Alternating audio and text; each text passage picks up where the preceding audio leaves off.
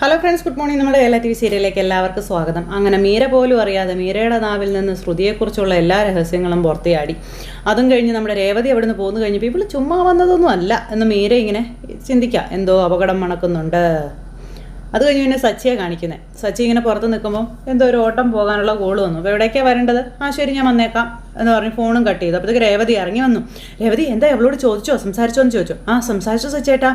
അന്ന് പറഞ്ഞതുപോലെ തന്നെയാണ് അവൾ പറഞ്ഞത്. എവിടുന്ന്? അന്ന് പറഞ്ഞത് ശ്രുതിയെ വളരെ ചെറുപ്രായത്തിൽ തന്നെ അറിയാമെന്നാ. എന്നിട്ട് ഇപ്പോൾ പറയുന്നതോ കോളേജിൽ പഠിക്കുന്ന കാലത്ത് അറിയാമെന്ന് അവൾ പറയുന്നത്. അന്ന് മീരയുടെ അച്ഛനും ശ്രുതിയുടെ അച്ഛനും ഫ്രണ്ട്സ് ആയിരുന്നു എന്നാണ് എന്നോട് പറഞ്ഞത്. അതുകൊണ്ട് അത്ര ചെറുപ്പത്തിലെ അവർ തമ്മിൽ പരിചയം വന്നതെന്ന്.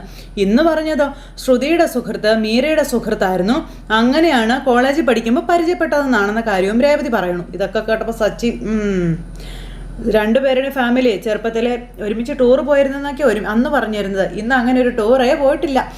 പിന്നെ മീരയുടെ അച്ഛൻ എവിടെയാണെന്ന് ചോദിച്ചപ്പോഴേ കിടന്ന് ഉരുണ്ട് കളിക്കായിരുന്നു. ശ്രുതിയുടെ അച്ഛനെ കുറിച്ച് ചോദിച്ചപ്പോഴും അത് അങ്ങനെ തന്നെയായിരുന്നു എന്നും പറഞ്ഞു. ഒന്നിനും ഒരു വ്യക്തതയില്ല സച്ചേട്ടാ. ശ്രുതിയെക്കുറിച്ച് ചോദിക്കുമ്പം അതും ഇതൊക്കെ പറഞ്ഞ് ചുമ്മാ ഒഴിഞ്ഞു മാറിക്കൊണ്ടിരിക്കാം. സംസാരമൊക്കെ വേറെ വഴിക്ക് കൊണ്ടുപോകാൻ നോക്കുന്നത് പോലെ. അപ്പം ഞാൻ മുമ്പേ തന്നെ പറഞ്ഞിരുന്നല്ലേ, പാർലറെടുത്തെ പോലെ ഇവളും ഒരു ഫ്രോഡാണെന്ന്. അതെ സച്ചേട്ടാ, എൻ്റെ സംശയം ഇപ്പോൾ കൂടി സച്ചേട്ടാ. ഈ മലേഷ്യൻ ബന്ധം ശ്രുതി ഉണ്ടാക്കിയ കള്ളക്കഥയാണ് അല്ലേ സച്ചേട്ടാ? പിന്നെ അല്ലാതെ. ഈ സംശയം ഞാൻ മുന്നേ തന്നെ പറഞ്ഞിരുന്നതല്ലേ എന്ന് ചോദിച്ചു. പക്ഷേ വീട്ടിലിതിപ്പോൾ ഉറപ്പിച്ചു പറയാൻ നമ്മുടെ കയ്യിൽ തെളിവൊന്നും ഇല്ലല്ലോ സച്ചേട്ടാ. സാരമില്ല, നമ്മൾ ഇറങ്ങിയതല്ലേ ഉള്ളൂ. തെളിവൊക്കെ നമുക്ക് കണ്ടുപിടിക്കാമെന്ന് സച്ചി രേവതിയോട് പറയണു. അങ്ങനെ അവർ രണ്ടുപേരും കൂടി ശ്രുതി ഫ്രോഡാ, തെളിവുകളൊന്നും നമ്മുടെ കയ്യിലില്ല, പക്ഷെ നമ്മൾ എന്തായാലും അത് കണ്ടുപിടിക്കുമെന്ന് സച്ചി രേവതിയോട് തറപ്പിച്ച് പറഞ്ഞിട്ട് രണ്ടുപേരും കൂടെ പോവുകയാണ്. തൊട്ടടുത്ത നിമിഷം ശ്രുതിയുടെ നമ്പറിലേക്ക് മീര വിളിച്ചു. ശ്രുതി, രേവതി കുറച്ച് സമയം മുൻപ് എൻ്റെ വീട്ടിൽ വന്നായിരുന്നു എന്ന് പറഞ്ഞു. അല്ല, അവളെന്തിനാ അങ്ങോട്ട് വന്നേ? അപ്പം നിന്നെക്കുറിച്ചുള്ള ഡീറ്റെയിൽസ് അറിയാൻ അവൾ വന്നതെന്ന് പറയുമ്പോഴത്തേക്കും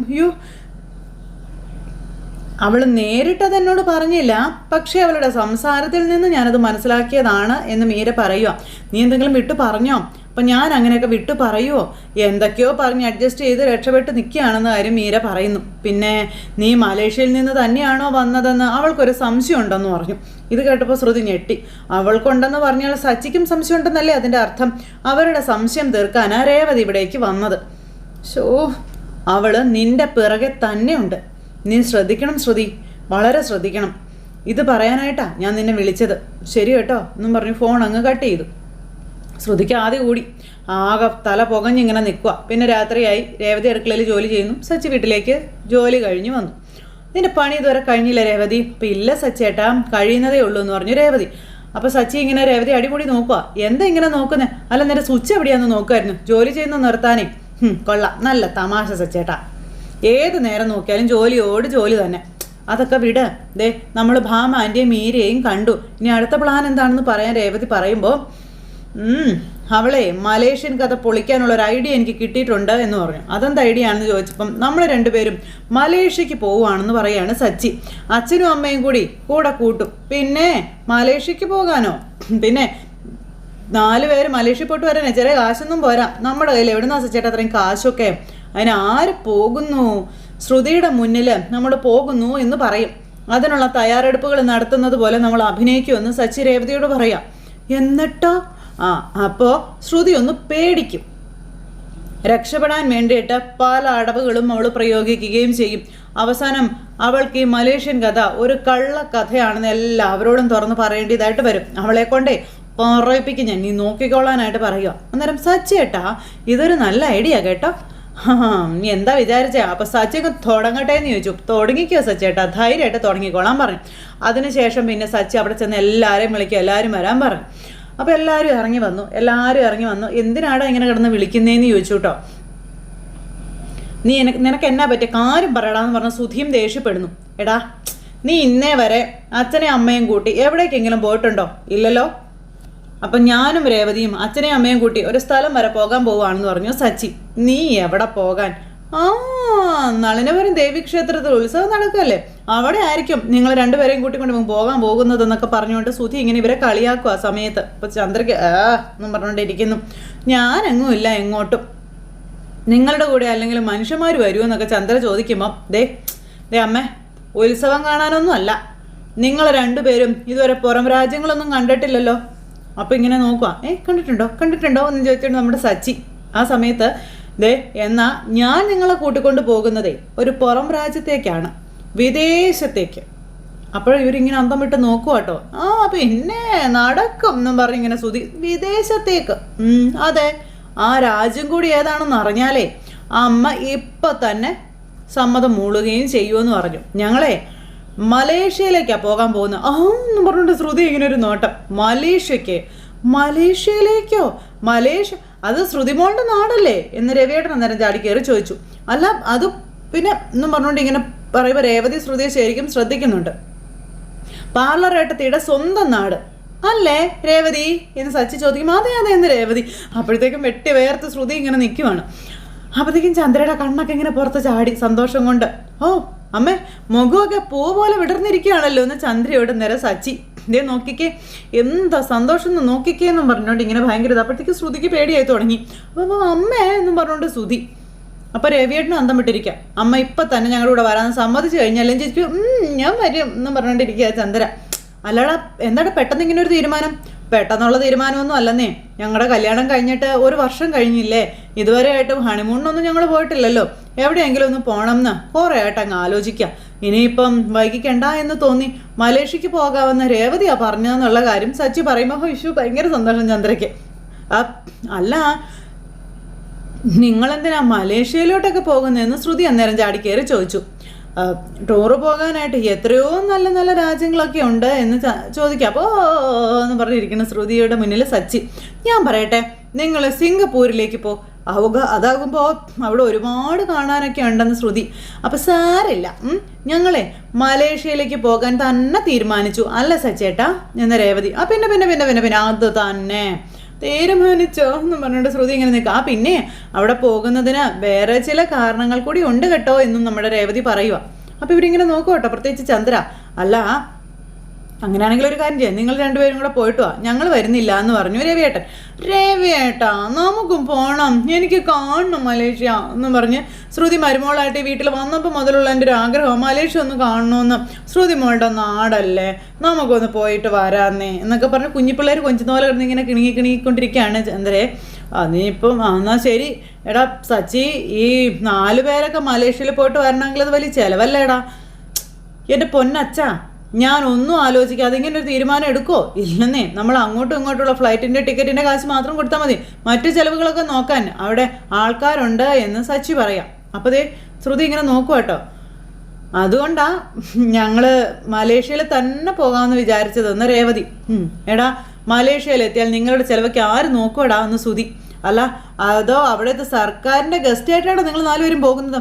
എടാ നിന്റെ ഭാര്യയുടെ നാടല്ലേടാ, അതുകൊണ്ട് ഇപ്പം എന്താ അല്ലേ എന്നിങ്ങനെ സച്ചി ചോദിക്കുമ്പോൾ എന്ന് പറഞ്ഞിരിക്കുക ശ്രുതി. അപ്പോൾ പാർലർ എടുത്തിട്ട് കൊടീശ്വരനായിട്ടുള്ള അച്ഛനല്ലേ അവിടെ? അല്ല അച്ഛൻ അവിടെ നാട്ടിലല്ലല്ലോ ജയിലിലല്ലേ എന്ന് ചോദിക്കുമ്പം അച്ഛൻ ജയിലിലാ, പക്ഷേ അച്ഛൻ്റെ വീടും സ്വത്തുക്കളൊക്കെ ജയിലിലല്ലല്ലോ, അത് പുറത്ത് തന്നെ ഇരിക്കല്ലേ എന്ന് ചോദിച്ചു. അപ്പോഴത്തേക്ക് ശ്രുതി അയ്യോ അമ്മയെന്ന് പറഞ്ഞിട്ടുണ്ടെങ്കിൽ നിങ്ങൾക്ക് പേടിച്ച് നമുക്ക് പാർലർ എടുത്തിട്ട് വീട്ടിൽ തന്നെ താമസിക്കാമെന്നും പറഞ്ഞു. അത് കൊള്ളാമെന്നും പറഞ്ഞുകൊണ്ട് ചന്ദ്ര അവിടെ ഇരുന്ന് ഇങ്ങനെ കാണിക്കുന്നു. അപ്പം അതെ എന്നും പറഞ്ഞുകൊണ്ടിരിക്കുന്നു രേവതി. അപ്പോൾ അവിടെയുള്ള അച്ഛൻ്റെ 2ാം ഭാര്യയും ബന്ധുക്കളൊക്കെ ഇല്ലേ? ശ്രുതിക്ക് മിണ്ടാൻ പോലും പറ്റുന്നില്ല, ശ്രുതിക്ക് ഇഷ്ടപ്പെടുന്നുമില്ല. പാർലർ എടുത്തിട്ട് അച്ഛൻ്റെ മേലെ ഒരുപാട് ബന്ധുക്കളും അല്ലെങ്കിൽ ഒരുപാട് ജോലിക്കാരൊക്കെ ഉണ്ടെന്ന് പറഞ്ഞായിരുന്നില്ല. അപ്പോൾ പിന്നെ അത് അത്ര വലിയ വീടായിരിക്കുമല്ലോ, എത്ര പേർക്ക് വേണമെങ്കിലും അവിടെ താമസിക്കാമല്ലോ. പിന്നെ നമ്മുടെ ഫുഡിൻ്റെ കാര്യം അതും പിന്നെ അവർ നോക്കിക്കോളും ഇല്ലേന്നൊക്കെ ചോദിക്കുമ്പോൾ എന്നൊക്കെ പറഞ്ഞേക്കാം നമ്മുടെ ശ്രുതി.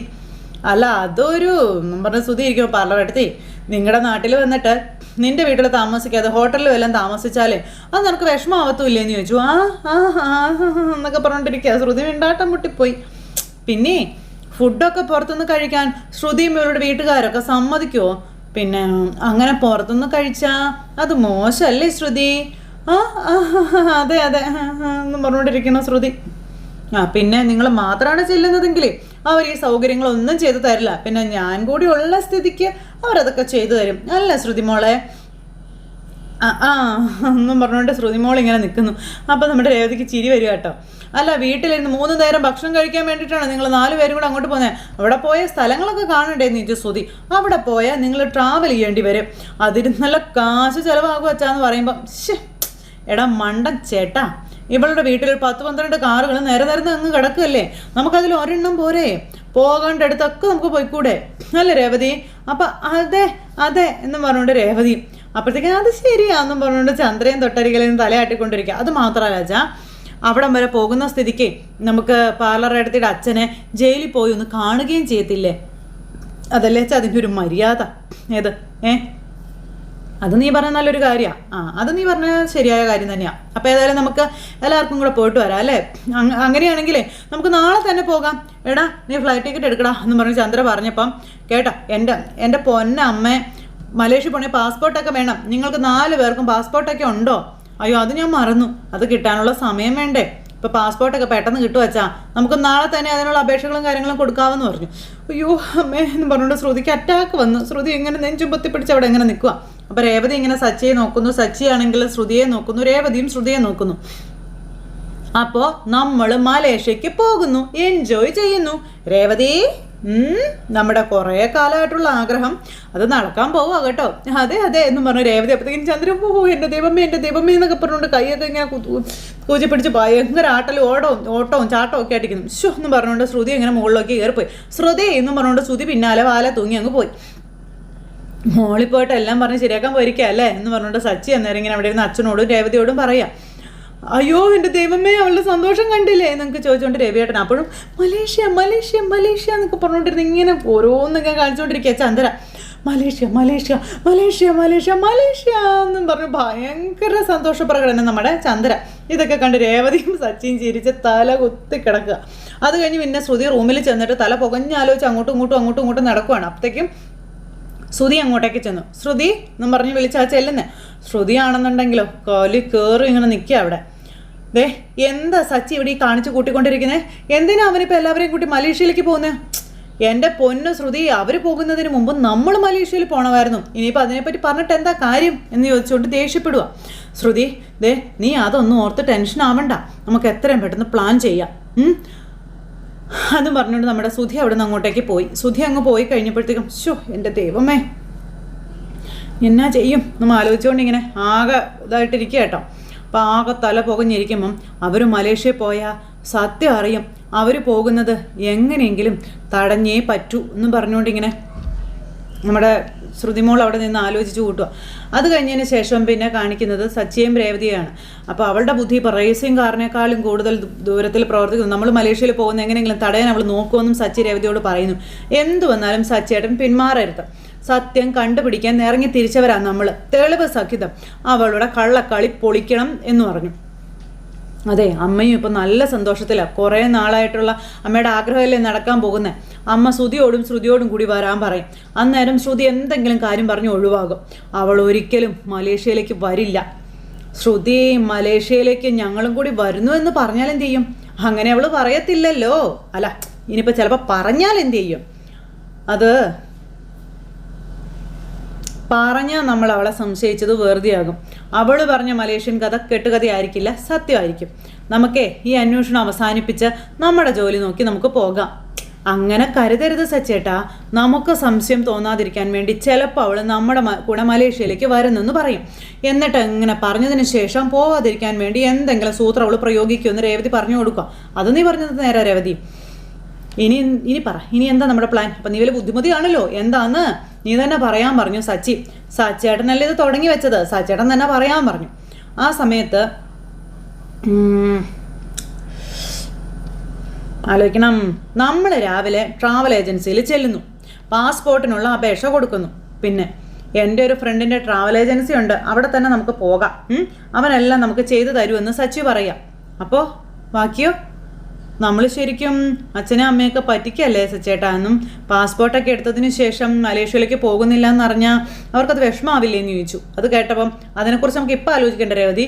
നല്ലൊരു അവസരം വരുമ്പോൾ നമുക്ക് അവരെയും കൊണ്ട് വേറെ എവിടേക്കെങ്കിലും പോകാം എന്നൊക്കെ സച്ചി പറയുക കേട്ടോ. എന്തായാലും നമ്മൾ വിരിക്കുന്ന ഈ ഒരു വലയിൽ പാർലർ ഇടയ്ക്ക് കുടുങ്ങും. ഏറി വന്ന 2-3 ദിവസം അതിനുള്ളിൽ സത്യങ്ങളെല്ലാവരും അറിയും എന്നിങ്ങനെ പറഞ്ഞ് സച്ചി കാര്യങ്ങളെല്ലാം രേവതിയെ ബോധ്യപ്പെടുത്തുക. അങ്ങനെ അതെല്ലാം പറഞ്ഞ് നമ്മുടെ സച്ചിയും രേവതിയും കൂടെ സംസാരിക്കുന്നു. ഈ സമയത്ത് പിന്നെ ശ്രുതിയാണെങ്കിൽ ഉറക്കമില്ലാത്ത രാത്രികളിലൂടെ ഇങ്ങനെ പരക്കം പാഞ്ഞുകൊണ്ടിരിക്കുക. അവരൊരു കാരണവശാലും മലേഷ്യയിലേക്ക് പോകരുത്, എങ്ങനെയെങ്കിലും അവരുടെ യാത്ര മുടക്കണം. ഒരു വഴിയും കാണുന്നില്ലല്ലോ എന്ന് പറഞ്ഞുകൊണ്ട് ശ്രുതി ഇങ്ങനെ കിടന്ന് ആലോചിച്ചുകൊണ്ടിരിക്കാം. അത് കഴിഞ്ഞ് രാവിലെ ആയി. സച്ചി ഇങ്ങനെ ഒന്ന് ആലോചിക്കുന്നു. രേവതി അങ്ങോട്ടേക്ക് വന്നു. സച്ചിയേട്ടാ, ശ്രുതി നല്ല ടെൻഷനിലാണെന്ന് പറഞ്ഞു. പിന്നല്ലാണ്ട് ഇന്നലെ രാത്രി ഒരു തുള്ളി ഉറങ്ങി കാണത്തില്ല. നമുക്കേ ഒരു ഡോസ് കൂടി കൊടുത്താലോ എന്ന് സച്ചി. അപ്പോൾ ടെൻഷൻ കൂടുമല്ലോ. അത് വേണം സച്ചിയേട്ടാ, നീ വന്ന് ഇങ്ങോട്ടെന്ന് പറഞ്ഞ് പിടിച്ചുകൊണ്ട് പോവുക. അപ്പം അച്ഛൻ ഇങ്ങനെ അവിടെ കിടക്കുന്നു. ചെന്ന് അച്ഛനെ തട്ടിപ്പൊക്കി എഴുന്നേൽപ്പിച്ചു. എന്താടാ അന്ന് രവിയേട്ടൻ? ഓഹ്, അതങ്ങനെ മാനേഴ്സ് വേണ്ടേ, മാനേഴ്സ്. കിടക്കുന്ന ഒരാളെ കിടത്തൂല്ല എന്ന് പറഞ്ഞ് ശ്രുതി തൊട്ട് പുറകിലിരിക്കുക. നിനക്ക് പിന്നെ കുറേ ഉണ്ടല്ലോ, അതൊന്ന് പാടാ അവിടെ നിന്ന് പറഞ്ഞുകൊണ്ട് നമ്മുടെ സച്ചി. അപ്പോൾ എന്താച്ചാ, എന്താ മോനെ, എന്താടാന്ന് ചോദിക്കുമ്പോൾ അച്ഛാ ഫ്ലൈറ്റ് ടിക്കറ്റ് എപ്പോഴും ഉള്ളതെന്ന് നോക്കുമായിരുന്നു. മലേഷ്യക്ക് ഇപ്പോൾ ടിക്കറ്റ് ചാർജൊക്കെ കുറവാണെന്നും നമ്മുടെ ഭാഗ്യമല്ലേ എന്നും പറഞ്ഞുകൊണ്ടിങ്ങനെ. അപ്പോഴത്തേക്കും നമ്മുടെ ശ്രുതി അയ്യോ എന്നും പറഞ്ഞപ്പോഴത്തേക്ക് ശ്രുതി പാത്തും പതുങ്ങിയും വരും ഇവരുടെ സംസാരം കേൾക്കാനായിട്ട്. ഞാനാണെങ്കിൽ ഇതുവരെ ഫ്ലൈറ്റിൽ കയറിയിട്ടും ഇല്ല. ആദ്യമായിട്ട് ആ ഫ്ലൈറ്റിലൊക്കെ കയറാൻ പോകുന്നതേ. ഇവിടെ പാസ്പോർട്ടിന് അപേക്ഷിച്ചിട്ടില്ല, അതിന് പിന്നെ ഫ്ലൈറ്റിൽ കയറുന്നതിനെ കുറിച്ചാണ് ചിന്ത എന്നൊക്കെ പറഞ്ഞ് ഭയങ്കര ദേഷ്യം ശ്രുതി. ആരാടാ പറഞ്ഞത് പാസ്പോർട്ടിന് അപേക്ഷിച്ചിട്ടില്ലെന്ന്? ഞങ്ങളെ അതിനുള്ള അപേക്ഷയൊക്കെ കൊടുത്തടാന്ന് പറഞ്ഞു. അതിനാണ് ഞങ്ങൾ രാവിലെ തന്നെ ട്രാവൽ ഏജൻസിയിൽ പോയതെന്നും സച്ചി പറയാം. ആ ട്രാവൽ ഏജൻസി നടത്തി തന്നെ ഒരു ഫ്രണ്ടാണ്, അവനെല്ലാം ശരിയാക്കി തരുമെന്ന് സച്ചി. നീ നോക്കിക്കോടാ എന്ന് പറയുമ്പോഴത്തേക്കും ശരിയാക്കി തരും എന്നും പറഞ്ഞുകൊണ്ട് ഇങ്ങനെ ശ്രുതി ഇരിക്കുന്നപ്പോഴത്തേക്കും ശ്രുതി ഭയങ്കര ടെൻഷൻ. ശ്രുതി മോളെ, മലേഷ്യയിലെ ഇപ്പം തണുപ്പാണോ അതോ ചൂടായിരിക്കുമോ എന്ന് ചോദിച്ചു. അപ്പോൾ എനിക്കറിയില്ല ആൻറ്റി, ഞാനെങ്ങനെ അറിയാനാ അതിനെയൊക്കെ പറ്റി എന്നിങ്ങനെ ശ്രുതി ചോദിക്കുമ്പം മലേഷ്യയിലല്ലേ നീ ജനിച്ചതും വളർന്നതും ഒക്കെ? അല്ല, അത് ഞാൻ അവിടെ നിന്ന് വന്നിട്ട് ഇപ്പോൾ കുറേ ആയല്ലോ, ക്ലൈമറ്റൊക്കെ ചേഞ്ചായി കാണുമല്ലോ. ഇപ്പോൾ അവിടെ എങ്ങനെയാണെന്ന് എനിക്കറിയില്ല എന്നൊക്കെ പറഞ്ഞ് ശ്രുതി. അപ്പോൾ ചന്ദ്ര എന്ന് പറഞ്ഞ് തലയാട്ടിക്കൊണ്ടിരിക്കുക. അപ്പോൾ രേവതിയും സച്ചിയൊന്നും ഒന്നും അല്ലാത്തല്ലോ ഇങ്ങനെ നോക്കിക്കൊണ്ട് നിൽക്കുക. അച്ഛാ, നമുക്കേ ശ്രീകാന്തിനെയും വർഷയും കൂടെ കൂട്ടാം അല്ലേ അച്ഛാ? അപ്പം അത് അവരോട് നീ ചോദിച്ചു നോക്കുക, അവർക്ക് സമ്മതമാണെങ്കിൽ നമുക്ക് അവരെയും കൊണ്ടുപോകാമെന്ന് പറഞ്ഞു. എടാ ശ്രുതി, നിങ്ങളും കൂടി എന്നാ ഞങ്ങളുടെ കൂടെ വാ, നമുക്ക് എല്ലാവർക്കും കൂടെ പോയിട്ട് വരാം. അല്ല, ഞങ്ങൾ വരുന്നില്ല ആൻറ്റി. അപ്പോഴത്തേക്ക് രേവതി തലയാട്ടുക. നിന്റെ അച്ഛനെ കാണണമെന്ന് നിനക്ക് ആഗ്രഹമൊന്നും ഇല്ലേന്ന് ചന്ദ്ര ചോദിക്കുമ്പോൾ അതൊന്നും ശരിയാവില്ല ആൻറ്റി എന്ന് പറഞ്ഞു. അപ്പോൾ ശ്രുതി, ഒരു കാര്യം ചെയ്യാം, നമുക്ക് ഇവരുടെ കൂടെ അങ്ങ് പോയാലോ? അപ്പോൾ വേണ്ട ശ്രുതി എന്നും പറഞ്ഞുകൊണ്ട് ശ്രുതി പറയാം. എന്നും പറഞ്ഞു ശ്രുതിയുടെ മുന്നിൽ ശ്രുതി ഇങ്ങനെ ഇരിക്കുന്നു. സച്ചി രേവതി ഇങ്ങനെ തലയാട്ടി ഇങ്ങനെ നോക്കുവാണ്. രേവതി, ആൻറ്റി, എനിക്ക് എൻ്റെ അച്ഛനെ കാണണം എന്നുള്ള ആഗ്രഹം ഇല്ലാതിരിക്കോ? എനിക്കും എൻ്റെ അച്ഛനെ കാണാൻ ആഗ്രഹമൊക്കെ ഉണ്ട്. പക്ഷേ ഇങ്ങനത്തെ ഒരു അവസ്ഥയിൽ എനിക്ക് എൻ്റെ അച്ഛനെ കാണാനും പറ്റത്തില്ല ആൻറ്റി. അച്ഛൻ ജയിലിൽ നിന്ന് ഇറങ്ങിയതിന് ശേഷം ഞാൻ പോയി കണ്ടോളാം ആൻറ്റി എന്നും പറഞ്ഞുകൊണ്ട് ഇങ്ങനെ ശ്രുതി പറയും. അപ്പോൾ അതങ്ങനെയെങ്കിലും ആയിക്കോട്ടെ. അപ്പോൾ എനിക്കിപ്പോൾ ഏറ്റവും അത്യാവശ്യം കാശും കൊണ്ട് പോയി വിശ്വനാഥനെ കണ്ടെത്തി ആ കാശ് എത്രയും പെട്ടെന്ന് തിരിച്ചു മേടിക്കുക എന്നുള്ളതാണെന്ന് പറഞ്ഞു. ഓ, അങ്ങനെ ഒരു കാര്യം ഉണ്ടല്ലോ അല്ലേ? അപ്പോൾ എന്നെ ആണെങ്കിൽ ഓരോരുത്തർ വിളിച്ച് ഫോൺ ചെയ്ത് ശല്യപ്പെടുത്തിക്കൊണ്ടിരിക്കുകയാണെന്ന് ശ്രുതി. പിന്നെ നിങ്ങൾക്ക് ഇപ്പം തന്നെ മലേഷ്യ പോകേണ്ട ആവശ്യമുണ്ടോ എന്ന് ശ്രുതി ഇങ്ങനെ ചോദിക്കുക. ഞങ്ങളുടെ കാര്യമൊക്കെ ഒന്ന് ശരിയായതിന് ശേഷം നമുക്ക് എല്ലാവർക്കും കൂടെ ഒരുമിച്ച് പോയാൽ പോരെ, അപ്പോഴേക്കും അച്ഛനും ജയിലിൽ നിന്ന് ഇറങ്ങുമല്ലോ എന്നൊക്കെ പറഞ്ഞപ്പോൾ, അച്ഛാ, ആര് വന്നാലും വന്നില്ലെങ്കിലും നമ്മൾ പെട്ടെന്ന് തന്നെ മലേഷ്യക്ക് പോയിരിക്കും, അതിനൊരു മാറ്റമില്ല, ആ തീരുമാനത്തിന് ഒരു മാറ്റമില്ല അച്ഛാ എന്നും പറഞ്ഞുകൊണ്ട് നമ്മുടെ സച്ചി ഇങ്ങനെ കട്ടായം പറയുമ്പോൾ ശ്രുതിക്ക് കൊലി കയറിയിട്ട് ഒരു രക്ഷയില്ല. പല്ലും കടിച്ചു പിടിച്ച് ഇങ്ങനെ നിൽക്കുന്നൊരു സിറ്റുവേഷൻ കാണിച്ച് ഇന്നത്തെ കഥ അവസാനിച്ചു. അപ്പോൾ എല്ലാവരും കാത്തിരുന്ന് കാണണേ. എല്ലാവർക്കും ടാറ്റാ.